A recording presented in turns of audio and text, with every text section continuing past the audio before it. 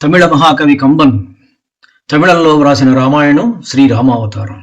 దానికి సంక్షిప్త తెలుగు సేతనాయి కంబ రామాయణం. ఈ రోజు నుంచి సుందరకాండము ప్రారంభము. సుందర హనుమంతుడి యొక్క విశ్వరూపం మనం దర్శించబోతున్నాం. పెరిగిన హనుమంతుడిని తల ఎత్తి చూడడానికి కూడా మిగిలిన వానర వీరులకు సాధ్యం కావడం లేదు.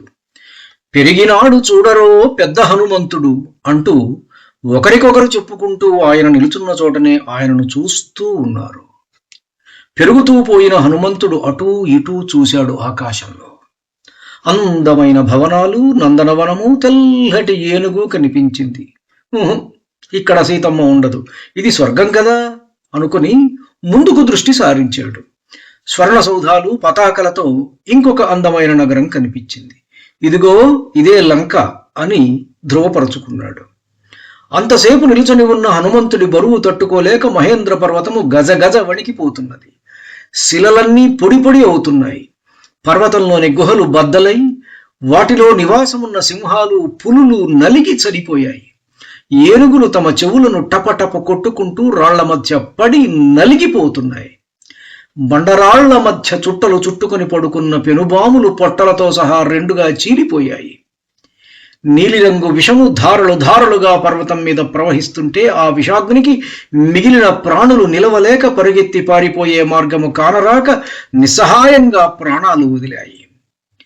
చెట్ల మీద పక్షులు ఆకాశానికి ఎగిరి సూర్యకిరణాలు జొడపడకుండా తమ రెక్కలతో పెద్ద పందిరి వేసి ఆ ప్రాంతాన్ని చీకటిమయం చేశాయి.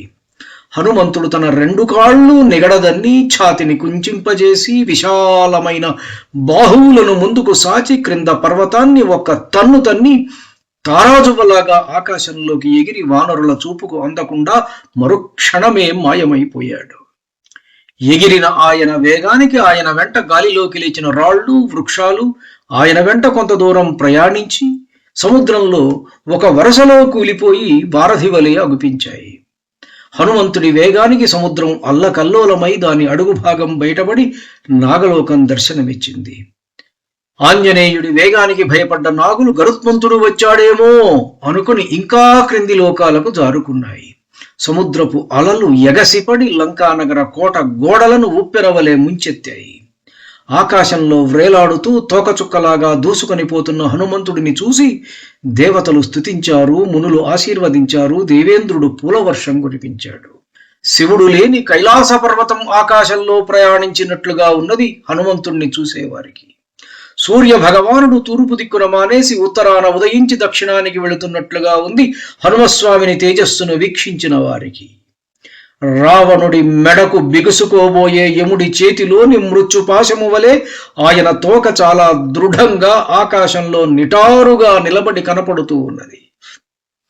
పాలసముద్రం నుండి పైకి లేచే ఐరాపతము వలె మైనాకుడనే పర్వతం ఒక్కసారిగా సముద్రం నుండి పైకి లేచి పెరగటం మొదలుపెట్టి హనుమంతుడి మార్గానికి అడ్డంగా నిలుచున్నది. వేవేల స్వర్ణ శిఖరాలతో ఉండి ఎంతో అందంగా ఉన్నది ఆ పర్వతం. కామ, క్రోధ, లోభ, మోహ, మద, మాత్సర్యాలనబడే అరిషడ్వర్గాలను జయించిన ముని ఎంత ప్రకాశమానంగా ఉంటాడో అంతగా ప్రకాశిస్తున్నది మైనాకం. అనుకోని అవాంతరానికి ఏమాత్రమూ ఆందోళన చెందకుండా ఆ పర్వతాన్ని పైకి కిందకు ఒక ఊపు ఊపి దానిని దాటడానికి కొరకు పైకి వెళ్ళసాగాడు పవనసుతుడు. హనుమంతుడు పైకి వెళ్ళడాన్ని గమనించిన మైనాకుడు మానవ రూపం ధరించి, ఓ హనుమా, నేను నీకు శత్రువునుగాను.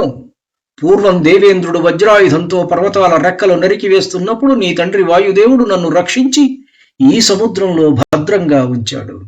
నీ తండ్రి పట్ల నేను సర్వదా కృతజ్ఞుడను. నా శిఖరాలపై కాసేపు విశ్రమించి నా ఆతిథ్యం స్వీకరించు స్వామి అని పలికాడు మైనాకుడు.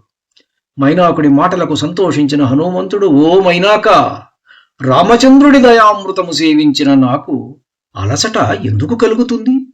రామకార్యము పూర్తి అయ్యే వరకు విశ్రమించను, భుజించను.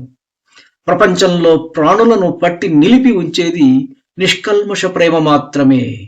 ఆ ప్రేమామృతాన్ని కురిపించావు, అది చాలును. నేను త్వరగా వెళ్ళవలెను. రామకార్యము ఆలస్యము కారాదని ప్రళయకాల ప్రభంజనం వలె రివ్వున దూసుకుంటూ వెళుతున్నాడు హనుమంతుడు. కాంతి కన్నా వేగంగా వెళ్లే హనుమంతుణ్ణి చూసి, బాల్యంలోనే ఈ హనుమంతుడు నన్ను పట్టుకున్నాడు, ఇప్పుడు ఎవడికి మూడిందో అని ఆలోచనలో పడిపోయాడు సూర్యభగవానుడు. భయంకరంగా మెరిసే కోరలతో ఆకాశాన్నంతా ఆక్రమించి ముందుకు సాగుతున్నాడు హనుమంతుడు. దేవతలందరూ సురస అనే స్త్రీ వద్దకు వెళ్ళి, ఈ హనుమంతుడి బుద్ధి ఏపాటిదో, శక్తి ఎంతదో నీవొక పరీక్ష పెట్టు అని అడిగారు. ధన్యుణ్ణి. నమస్కారం. మీ ఊటుకూరు జానకి రామారావు.